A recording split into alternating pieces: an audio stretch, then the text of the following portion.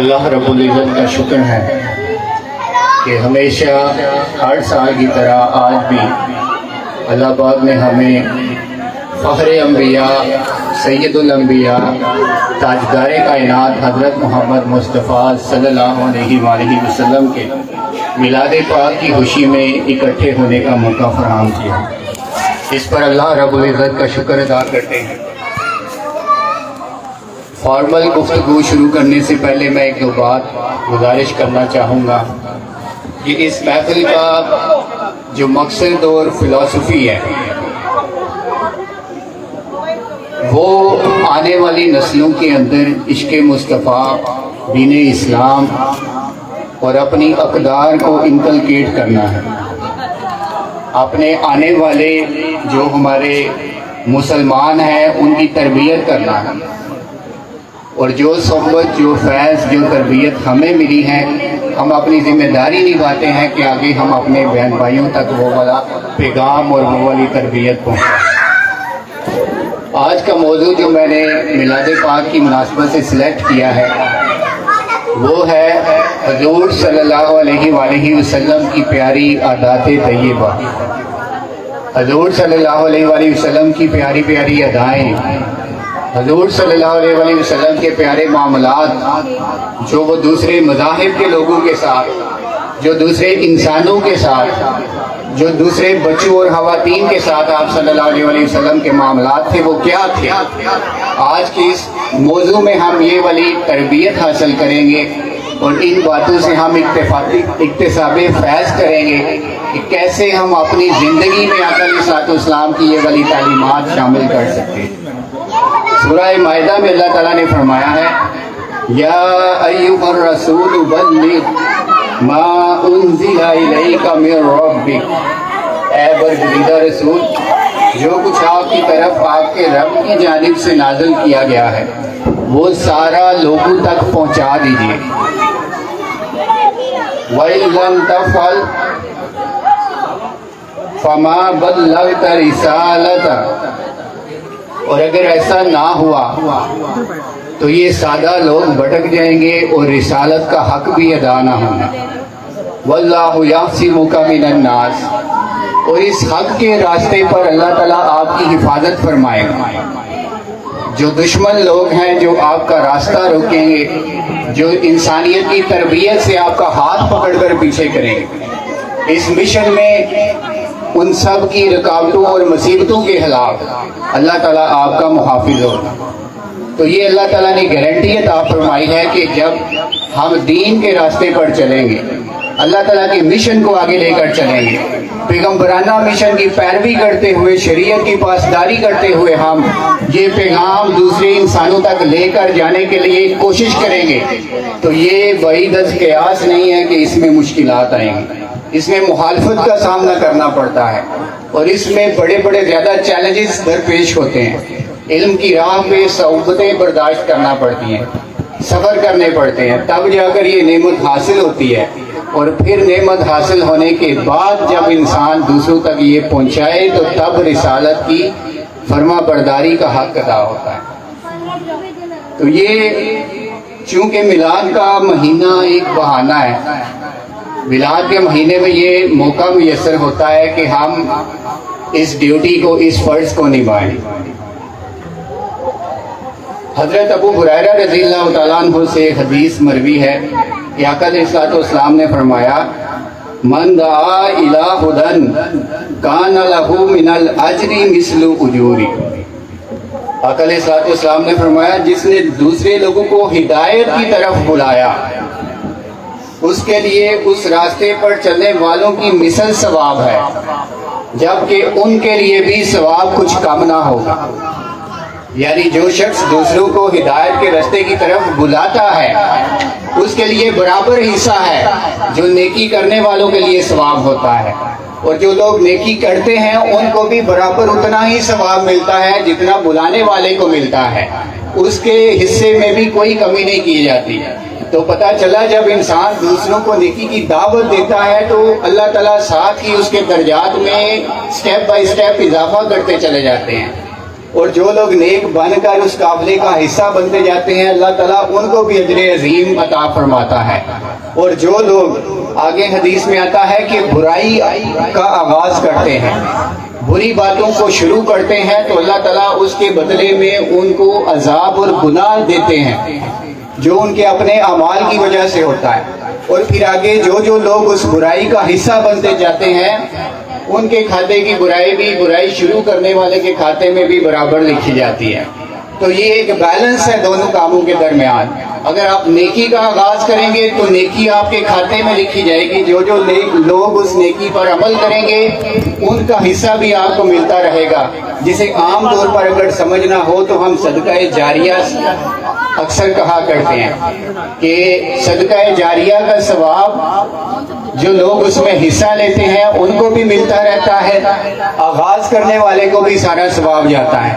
تو یہ گناہ جاریہ ہے، جو گناہ کا آغاز کرتا ہے وہ خود بھی گناہ گار ہوتا ہے اور حصے داروں کو بھی ساتھ اپنے ملاتا چلا جاتا ہے۔ تو دین کی تبلیغ میں یہ بڑا اصول ہے کہ آپ نے بڑی احتیاط کے ساتھ لوگوں کو نیکی کی طرف بلانا ہے۔ جس طرح یہ بچوں کے لیے ایک محفل کا ہم نے آغاز کیا اور لوگوں کو ہم اس میں بلاتے ہیں تاکہ یہ ایک نیکی کا آغاز ہو، نیکی شروع ہو، بچوں کی تربیت ہو اور یہ سلسلہ آگے بڑھتا جائے۔ وقت کے مطابق، زمانے کے مطابق انسان کی اپنے راستے پر حفاظت کرنا بڑی مشکل ہے۔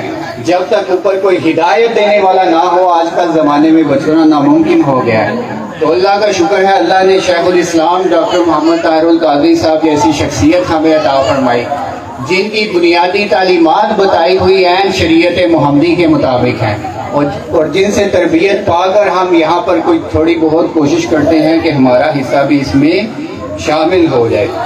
تو دین کی یہ خدمت جو ہے یہ ایک لانگ ٹرم مشن ہے، یہ کوئی ایک سال پر محیط یا چند ماہ کی اسٹرگل نہیں ہے۔ یہ انشاءاللہ تعالیٰ قیامت کے دن تک یہ میلاد ہوتا رہے گا، قیامت کی صبح تک آقا علیہ الصلوۃ والسلام کی نعت کی محافظ سجتی رہیں گی، اور انشاءاللہ تعالیٰ بی بی سیدہ کے والد کی انشاءاللہ آقا علیہ الصلوۃ والسلام کی یاد میں دنیا میں ہمیشہ ان کا ذکر بلند ہوتا رہے گا اور انسان کرتے رہیں گے۔ ایک اور حدیث حضرت ثوبان رضی اللہ تعالیٰ عنہ اس بارے میں بیان کرتے ہیں کہ رسول اللہ صلی اللہ علیہ وسلم نے فرمایا، میری امت میں ایک گروہ ہمیشہ حق پر رہے گا، جتنے مرضی فتن آ جائیں، زمانہ خراب ہو جائے، وہ ہمیشہ حق کی تبلیغ کرتے رہیں گے، اور جو شخص ان کو رسوا کرنا چاہے گا وہ ان کو کوئی نقصان نہیں پہنچا سکے گا۔ جیسا کہ پہلے میں نے آیت مبارکہ میں بھی پڑھا کہ وَاللَّهُ يَعْصِمُكَ مِنَ النَّاسِ، اللہ ان کی حفاظت کرتا رہتا ہے۔ تو دین پر عمل کرنا، دین کی تبلیغ کرنا، یہ بھی اجر عطا کرتا ہے کہ اللہ تعالیٰ ہمیشہ بندے کے دشمنوں کے خلاف خود آگے دیوار قائم کر دیتا ہے، اور اس شخص کی حفاظت ڈیوائنلی ہوتی رہتی ہے اور اس کو کوئی نقصان نہیں پہنچتا۔ اور اللہ تعالیٰ حق پر چلنے والوں کے بارے میں فرماتے ہیں کہ وہ اسی طرح ثابت قدم رہیں گے کہ قیامت کا دن آ جائے گا، یعنی کہ حضور کے میلاد کی محفل، حضور کی یاد میں محفل، حضور کی نعت کی محفل ہمیشہ قیامت تک ہوتی رہے گی، اور قیامت کا دن آئے گا تو تب بھی آقا علیہ الصلوۃ والسلام کی نعتوں کی، آپ کے ذکر کی آواز لوگوں کے کانوں میں رس گھولتی رہے گی۔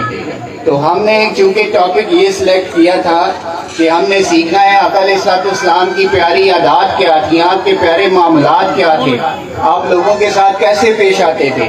آج کل یہ بڑا سیکھنے کی ضرورت ہے۔ تو آقا علیہ الصلوۃ والسلام کی سیرت طیبہ کی ایک نمایاں خصوصیت، ایک انفرادی آپ کی خصوصیت یہ تھی کہ آپ دشمنوں کے ساتھ بھی بڑا پولائٹلی پیش آیا کرتے تھے۔ ایک بڑے ہی بدترین کافر جو تھے شروع میں، ان کا نام تھا ثمامہ بن اسال۔ آپ فرماتے ہیں کہ میں صرف اور صرف آقا علیہ الصلوۃ والسلام کی طبیعت و فطرت، آپ کے حلیقانہ اور آپ کے مشفقانہ اخلاق کی وجہ سے، آپ کی جبلت کی وجہ سے، آپ کے رحیمانہ کردار کی وجہ سے مسلمان ہوا، اور جب میں مسلمان نہیں تھا تو مجھے آقا علیہ الصلوۃ والسلام کے چہرہ مبارک سے زیادہ کوئی چیز ناپسند نہ تھی، مجھے دین اسلام سے زیادہ کوئی چیز ناپسند نہیں تھی، حتیٰ کہ میں اسلام کا بدترین دشمن تھا۔ لیکن جب میں نے آقا علیہ الصلوۃ والسلام کے کریمانہ اخلاق دیکھے، آپ کی کریمانہ عادات دیکھی، آپ کے کریمانہ رحیمانہ معاملات دیکھے، تو اس کے بعد سے پھر جیسا حضور کا چہرہ تھا مجھے ان سے زیادہ کوئی شخص پیارا نہیں تھا۔ آقا علیہ الصلوۃ والسلام کے دین سے زیادہ مجھے کوئی چیز پھر پیاری نہیں تھی۔ اور جب میں نے حضور کا سارا یہ طریقہ کار دیکھا تو شہر مدینہ سے زیادہ مجھے پیارا کوئی پھر شہر نہ رہا۔ یہ سارا کیا تھا؟ یہ سارا آقا علیہ الصلوۃ والسلام کے اخلاق تھے، آپ کی ٹیچنگز تھی، اور آپ کا وہ ایٹیٹیوڈ تھا جس کی وجہ سے لوگ آپ کے قریب آتے تھے، اور آپ کی ان پیاری پیاری اداؤں کی وجہ سے آپ پہ فدا ہو جاتے تھے اور کہتے تھے واقعی اس طرح کے چہرے والا شخص کبھی جھوٹ نہیں بول سکتا۔ یہ حدیث بھی ہے، حضرت عبداللہ بن سلام رضی اللہ تعالیٰ عنہ فرماتے ہیں کہ میں نے پہلی دفعہ جب آقا علیہ الصلوۃ والسلام کو دیکھا، آپ کے چہرے پر نور کی لاٹیں اٹھ رہی تھی، تو میں نے دیکھتے ہی یہ پہچان لیا کہ آقا علیہ الصلوۃ والسلام کا جس طرح کا نورانی چہرہ ہے، اس طرح کا چہرہ کسی جھوٹے شخص کا نہیں ہو سکتا۔ یقیناً یہ سچے ہیں اور ان کا مذہب ہی حق ہے۔ سو کر ہمارے نبی صلی اللہ علیہ وسلم دشمنوں کے ساتھ اتنے رحیم ہیں، اتنے کریم ہیں، اتنے پیار کرنے والے ہیں، تو ہمیں کیا ہو گیا ہے؟ ہم تو سارے مسلمان ہیں، ہمیں آپس میں ایک دوسرے کے ساتھ اتنی کیوں نفرت ہے؟ ہم ایک دوسرے کو برداشت کیوں نہیں کر سکتے؟ اگر یہ ساری نعتیں صرف پڑھ دی ہیں اور اپنے رویے ٹھیک نہیں کرتے اور ایک دوسرے کے ساتھ تعاون نہیں کرنا، ایک دوسرے کا خیال نہیں کرنا، تو پھر یہ چیزیں بھی کوئی فائدہ نہیں دینے والی۔ پھر آقا علیہ الصلوۃ والسلام کی گفتگو بڑی پیاری ہوا کرتی تھی۔ آپ احادیث مبارکہ میں آتا ہے کہ بہت کم بولا کرتے تھے، اکثر خاموش رہتے اور دوسروں کی باتیں سنتے اور کثرت سے گفتگو نہ فرماتے، یعنی بسیار گوئی سے اجتناب فرماتے۔ پھر آقا صلی اللہ علیہ وسلم کے الفاظ اکثر تھوڑے اور مختصر ہوا کرتے، کثیر معنی والے ہوتے، کثیر مطالب والے ہوتے اور پرمغز ہوا کرتے۔ تھوڑی سی بات میں آپ پوری بات سمجھا دیا کرتے اور کبھی اچانک سے بلند نہ بولا کرتے، اور آپ ہمیشہ مسکراتے رہتے، آپ کے چہرے پر سکون ہوتا، اور جو شخص بھی آپ کے قریب ہوتا، آپ کی بات سنتا، اس کا دور ہٹنے پہ دل ہی نہ کرتا۔ یہ آپ کی ذات کا کرشمہ تھا کہ بدترین کافر، یہود و نصارہ کے بڑے بڑے عالم جو بڑے اسکالرز تھے اور اسلام کے خلاف بات کیا کرتے تھے، وہ جب بھی آقا علیہ الصلوۃ والسلام سے ملتے، یہ والے آپ کے معاملات دیکھتے، آپ کی ادائیں دیکھتے، آپ کی عادات دیکھتے، اور سارا کچھ یہ دیکھ کر اتنے فدا ہو جاتے کہ اپنا دین تک چھوڑ دیتے۔ آج کون ہے جو اپنا فرقہ تبدیل کر لے؟ آج کون ہے جو کسی دشمن کے لیے ذرا سی رحم دلی فرما دے؟ یہ سارا کچھ جو تھا، سارے خزانوں کے مالک، سارے اخلاق کے مالک، ساری رحمتوں کے مالک صرف اور صرف تاجدار کائنات صلی اللہ علیہ وسلم تھے، جن کی بدولت چند ہی سال میں عرب کے بدو جو تھے وہ اپنی ساری بری عادتیں چھوڑ کر ایسے مسلمان بن گئے کہ انہوں نے بڑی بڑی کیسر و کسریٰ کی ریاستوں کو پھر توڑ کر رکھ دیا، انہوں نے رومن امپائر کو پیچھے چھوڑ دیا، انہوں نے گریک امپائر کو پیچھے چھوڑ دیا۔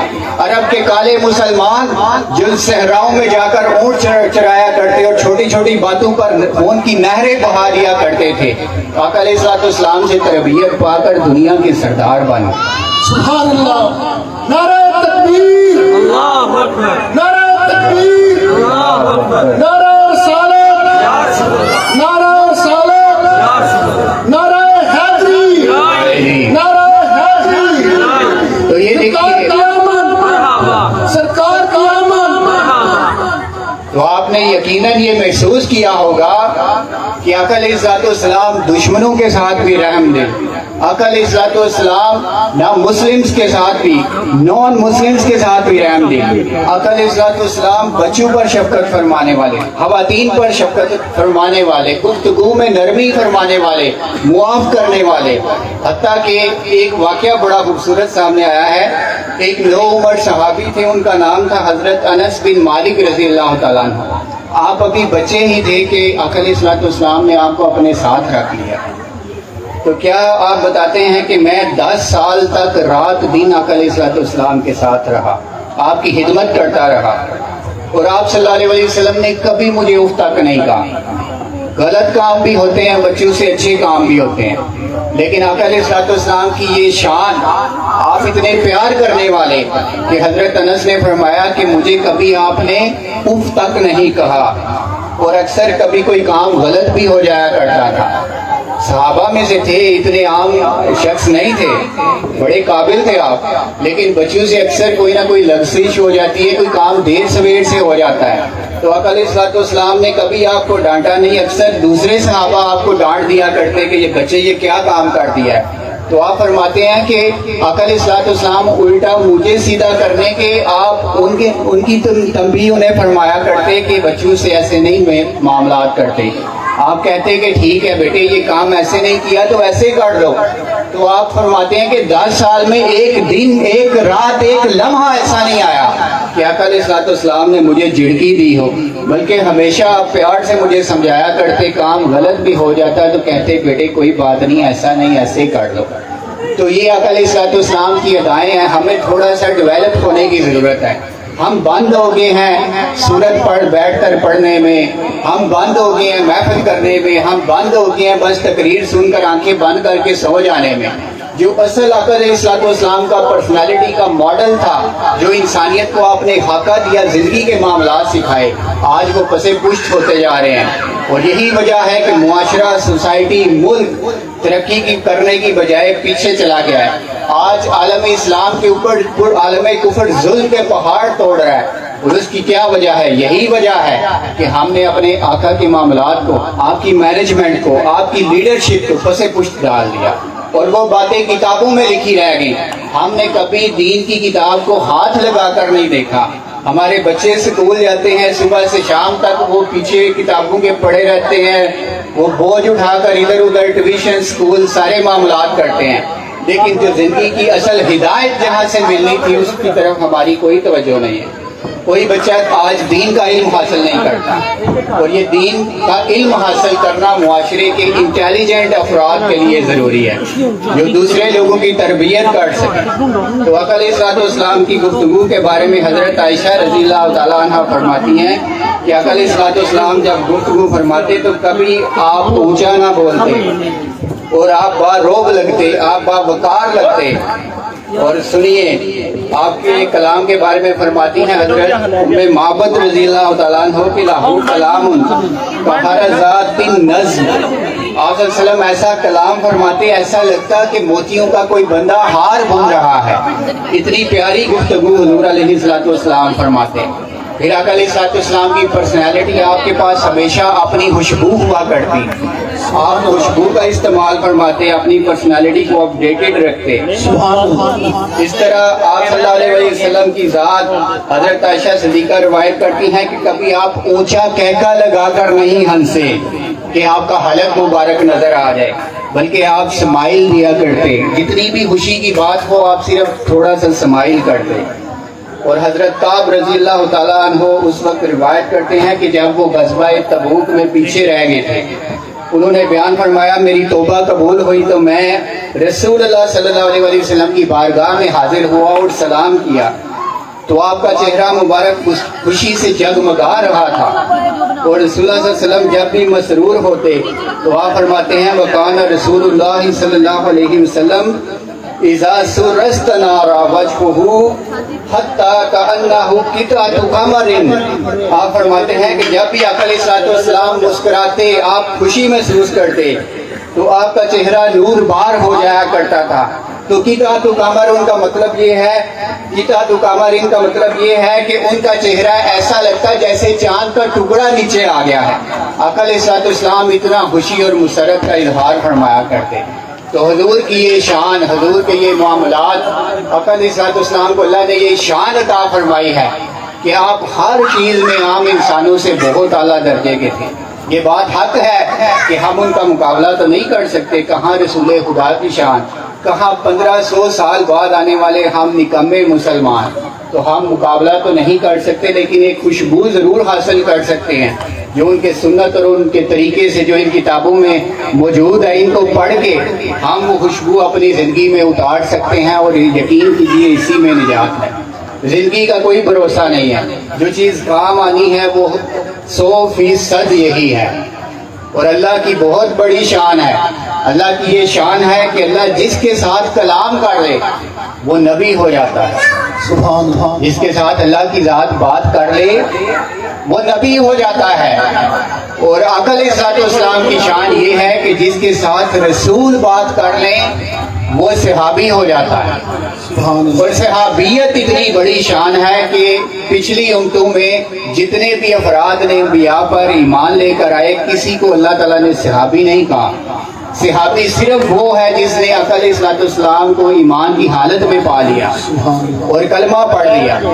تو اللہ تعالیٰ نے عقل اسلام کی شان کو اتنا اونچا کر دیا ہے کہ جو شخص ان کے پاس بیٹھ جاتا ہے وہ پوری دنیا کے اولیاء اور انسانوں سے اوپر چلا جاتا ہے. اور عقل اسلام کی پھر یہ شان کہ آپ سے ملنے والے صحابہ کے ساتھ بھی جو ملاقات کر لے وہ تابعی ہو جاتا ہے. اور تابعین بھی جو ہے وہ صرف اس امت میں آئے ہیں، پہلی امتوں میں کہیں نہیں پڑھا کہ تابعین بھی ہوا کرتے تھے.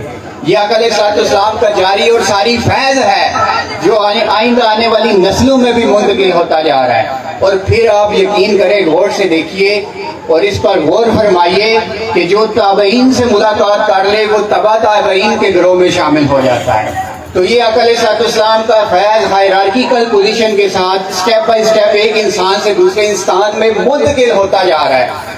اور پھر دیکھیے کہ اس امت میں کہیں امام بخاری ہیں، کہیں امام مسلم ہیں، کہیں امام احمد بن حنبل ہیں، کہیں امام شافعی ہیں، کہیں امام احمد بن حنبل ہیں، کہیں ابو حنیفہ ہیں، کہیں امام مالک ہیں، کہیں امام جلال الدین سیوطی ہیں، کہیں مولانا رومی ہیں، کہیں علامہ اقبال ہیں، کہیں شیخ الاسلام ڈاکٹر محمد طاہر القادری ہیں، کہیں حضرت قطب الدین ہاشمی رحمۃ اللہ علیہ جیسے اولیاء مجددین محدثین مفسرین آئے ہیں.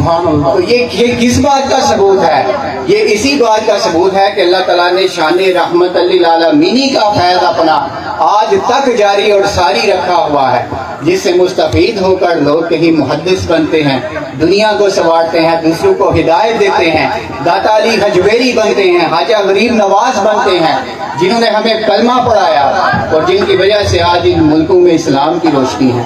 عالم کفر کا مقابلہ اگر کرنا ہے تو ہمیں دنیاوی علوم بھی سیکھنا ہوں گے، دینی علوم بھی سیکھنا ہوں گے. وقت کی قلت کے ساتھ میں وائنڈ اپ کرتا ہوں.